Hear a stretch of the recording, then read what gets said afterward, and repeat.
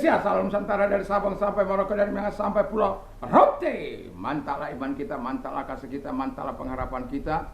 Tentunya dalam Yesus Kristus yang menjadi Tuhan dan Juru Selamat kita. Jangan katakan bahwa Yesus bukan Tuhan, jangan katakan pula bahwa Yesus bukan Juru Selamat. Dia adalah Tuhan, dia adalah Juru Selamat. Kalau engkau percaya, engkau akan diselamatkan. Kalau tidak percaya, engkau akan dihukum. Yohanes 3 ayat 36. Dan Yesus sudah berkata dalam Yohanes 14 ayat yang ke-6, berkata bahwa Akulah jalan dan kebenaran dan hidup, tiada seorang sampai kepada Allah kalau tidak melalui aku. Dan juga kita mengatakan dalam Kisah Rasul 4 ayat 12, Petrus mengatakan, dan keselamatan tidak ada di dalam siapapun juga selain di dalam dia Yesus.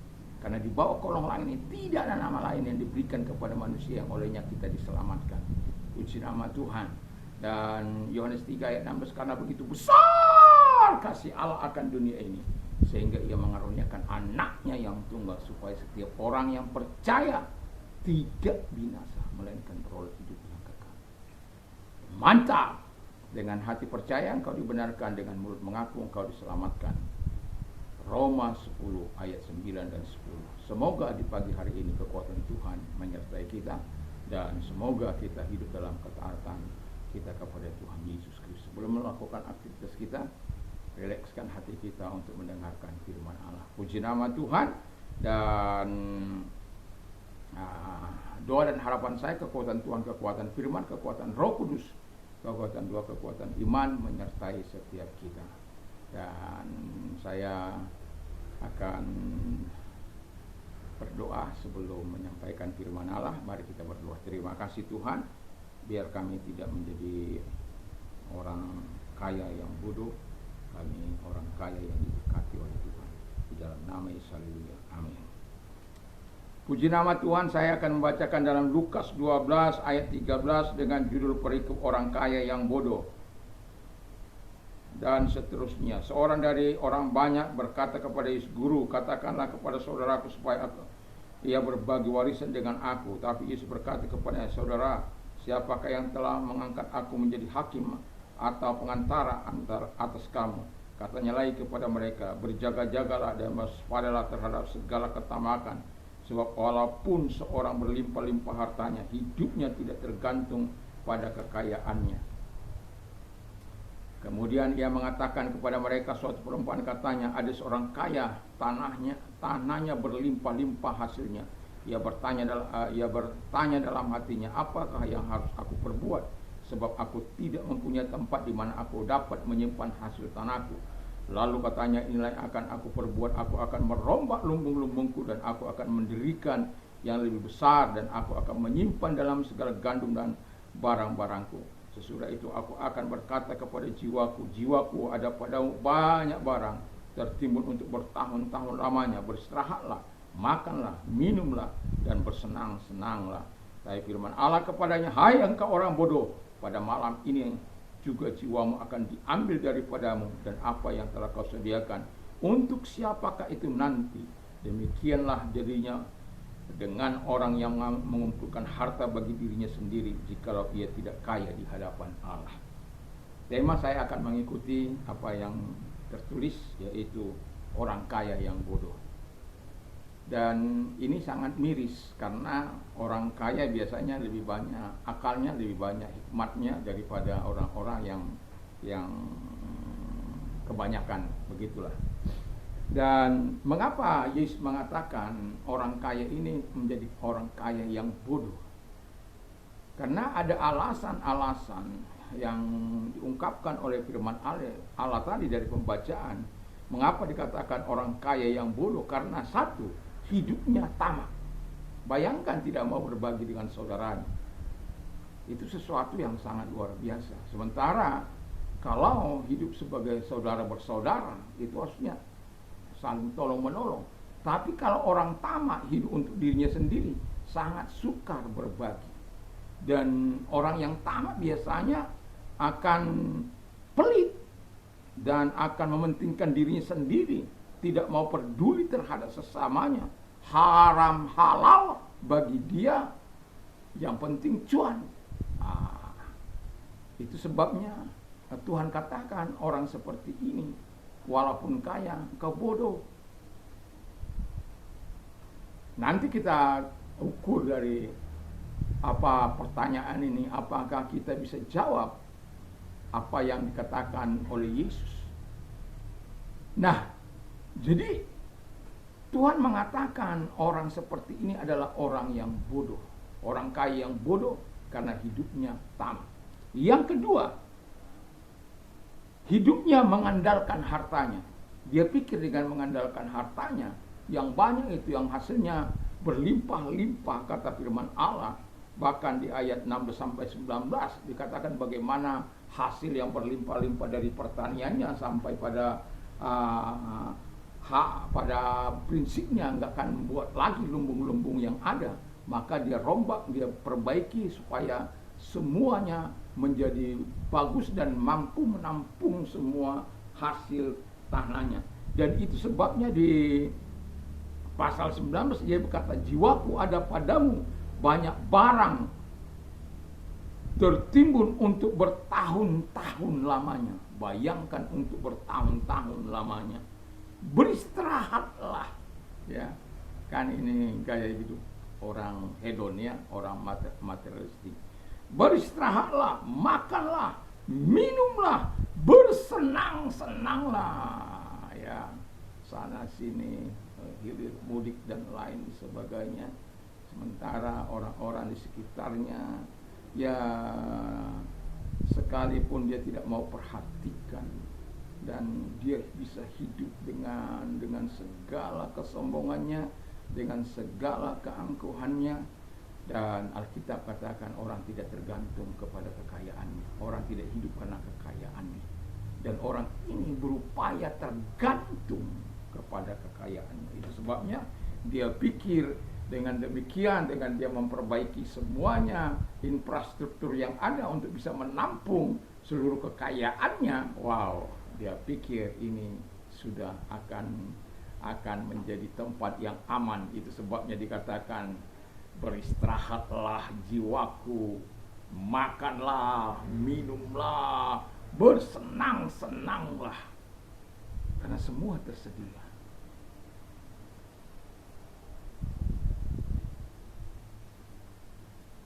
Allah tidak benci dengan kekayaan. Yesus tidak benci dengan kekayaan. Dan orang-orang di sekitar Yesus ada juga para bendahara-bendahara yang orang-orang kaya. Tapi orang-orang kaya itu adalah orang-orang kaya yang mempersembahkan harta bendanya juga kepada Tuhan, untuk dipakai dalam pekerjaan Tuhan. Tuhan tidak butuh uang kita, Tuhan tidak butuh emas kita, Tuhan tidak perlu kekayaan kita, Tuhan tidak perlu itu. Tapi pekerjaan Tuhan di muka bumi ini, penjangkauan jiwa-jiwa, penginjilan yang berfokus kepada manusia, bukan kepada program. Ini kadang-kala orang lebih terintimidasi kalau tradisinya diubah. Tapi kalau manusia tidak berubah, dia nggak merasa berdosa. Kalau orang-orang yang hidup benar di hadapan Allah melihat orang hidupnya tidak benar, itu menjadi sebuah tangisan, menjadi kepedihan hati yang sangat dalam di hadapan Tuhan. Bagaimana supaya Tuhan mengubah, misalnya anak-anak kita, tangisan air mata kita curahkan untuk pertobatan kita. Sama seperti saya dulu, orang tua saya. Itu sebabnya di dalam setelah saya percaya kepada Yesus, melayani Tuhan, saya bertanya, kenapa sih mama beri nama saya Simon Petrus? Ya, Simon. Junior Simon Mangapus meminta dulu. Jadi dia maksud orang tua itu supaya saya menjadi orang-orang yang mengakui, orang-orang yang menghibur orang-orang lain, ya, memberi kekuatan, pertolongan kepada orang-orang lain. Itu sebabnya saya diberikan nama Simon. Dan saya melihat bagaimana orang tua itu menangis ketika di dalam doa-doanya. Dan saya mau katakan kepada kita, ya, bahwa tidak ada tangisan orang tua yang sia-sia.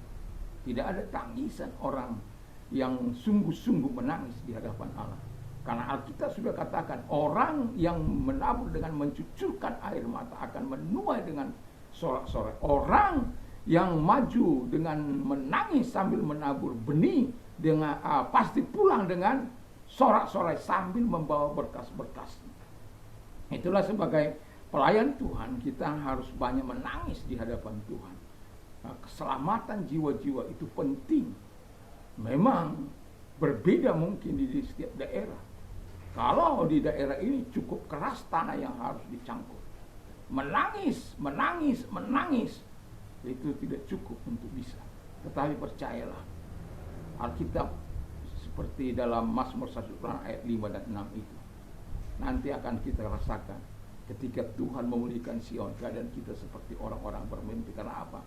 Tuhan akan berkata, mulut kita penuh dengan tertawa, lidah kita penuh dengan sorak-sorai, dan orang akan berkata, Tuhan telah melakukan perkara besar terhadap orang-orang ini.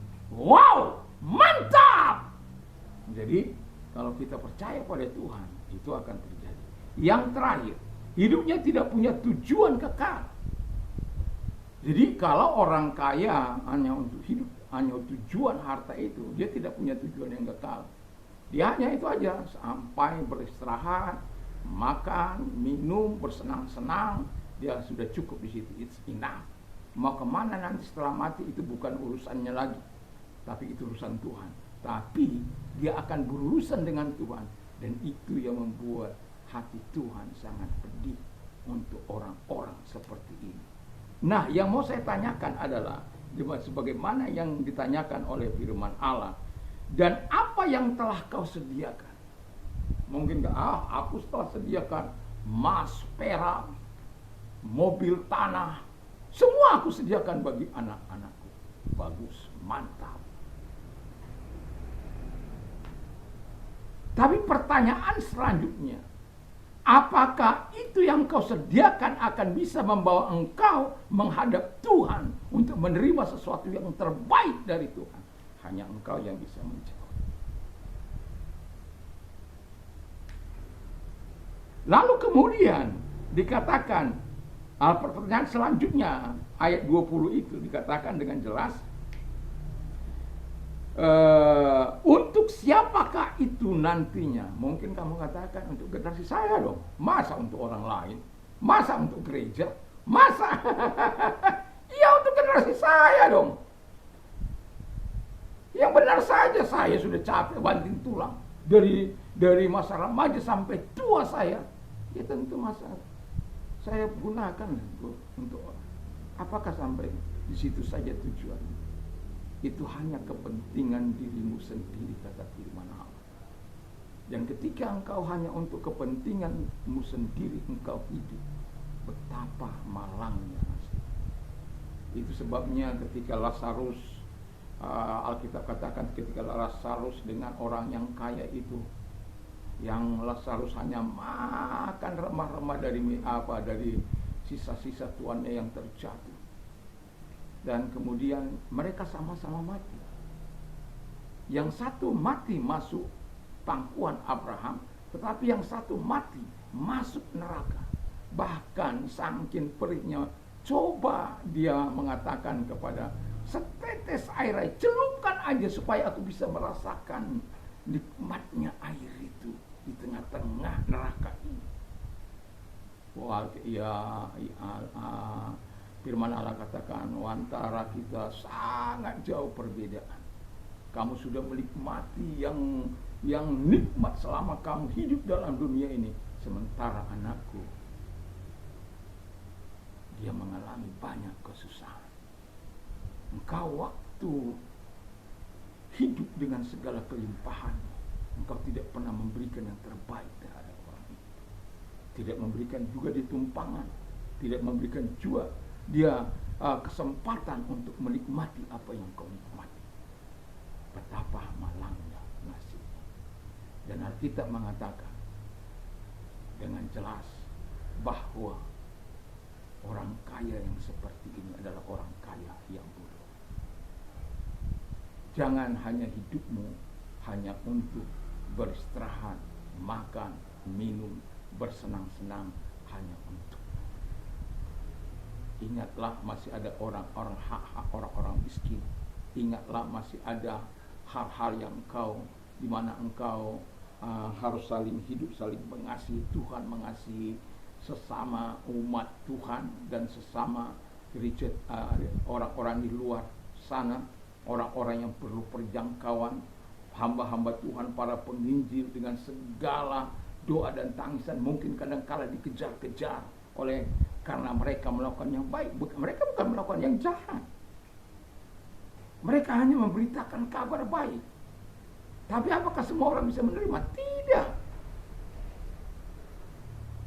Tapi mereka rela menderita. Sama seperti Indonesia meninggalkan tanah leluhurnya, datang ke tanah Batak, sehingga orang-orang Batak banyak yang percaya. Apakah itu dengan kekuatannya? Tidak. Gereja Tuhan mendukung. Seandainya setiap orang kaya di dalam gereja Tuhan mau mempunyai peran yang sangat betul-betul untuk penjangkauan, saya yakin dan percaya dunia ini akan dimenangkan bagi Kristus. Itu sebabnya dikatakan kalau engkau tidak kaya dalam Tuhan, engkau akan binasa. Itulah sebabnya Yesus katakan, lebih baik engkau kayalah di dalam Tuhan. Engkau nikmati dengan sukacitamu, dengan segala dengan keluargamu, tapi engkau juga sempat berbagi dengan segala kebaikan, kemurahan, apa yang sudah Tuhan percayakan kepadamu, sehingga orang-orang di sana juga bisa menikmati apa yang sudah engkau bisa nikmati. Dan ketika Tuhan memanggil engkau, ketika engkau ditanya ditanya dan apa yang telah kau sediakan, aku telah menyediakan tempat yang terbaik bagiku, karena aku melakukan firman. Untuk siapakah itu? Aku sudah berkata yang kau sediakan. Aku sudah berkata kepada generasiku, supaya apa yang Papa lakukan, apa yang sudah Mama lakukan, engkau lakukan juga sebagai penabur-penabur di ladang Tuhan. Kiranya Tuhan Yesus memberkati kita. Mari kita tundukkan kepada kita. Terima kasih, kami tidak mau menjadi orang kaya yang buruk, tapi kami mau orang kaya yang diberkati oleh Tuhan di dalam nama Yesus. Haleluya. Dan kalau engkau sedang sakit, aku mau berdoa bagimu, apapun sakit penyakitmu, maupun yang sudah bertahun-tahun Tuhan tidak pernah mengenal, mau bertahun-tahun mau apa, ketika engkau datang kepada Dia mampu menyembuhkan engkau, menjamah engkau saat ini juga. Kalau engkau orangnya, arahkan tanganmu kepada Tuhan, kita berdoa, minta kepada Tuhan supaya Tuhan menjamah dalam nama Tuhan Yesus. Kau tidak mengenal jarak, ruang maupun waktu. Saat ini kami berdoa Tuhan kepadamu dalam nama Yesus, sembuhkan mereka, jamah mereka dalam kuasa, dengan oleh bilur-bilur mereka sembuh, oleh kuasa mereka sembuh, oleh jamahan mereka sembuh. Oh, terima kasih Tuhan. Dan kami juga mau berdoa Tuhan Yesus kepada mereka-mereka yang memiliki banyak persoalan hari-hari ini. Kami sudah mendengarkan betapa banyaknya orang-orang yang PHK oleh karena kesulitan. Tuhan, kami berdoa supaya Tuhan perusahaan-perusahaan yang mungkin dalam keadaan susah ini, Tuhan Kau bangkitkan kembali supaya tidak semakin banyak orang-orang yang menganggur dalam nama Tuhan Yesus. Kalau mereka anak-anak-Mu, Tuhan bukakan jalan bagi mereka, oh Tuhan, sehingga usaha mereka boleh normal kembali. Biarkanlah bangsa ini boleh memutar perekonomian di bangsa ini dengan baik. Kami sudah bersyukur sehingga setiap kami memuliakan Engkau, sebab ada jalan keluar yang Kau berikan dari setiap persoalan yang kami alami.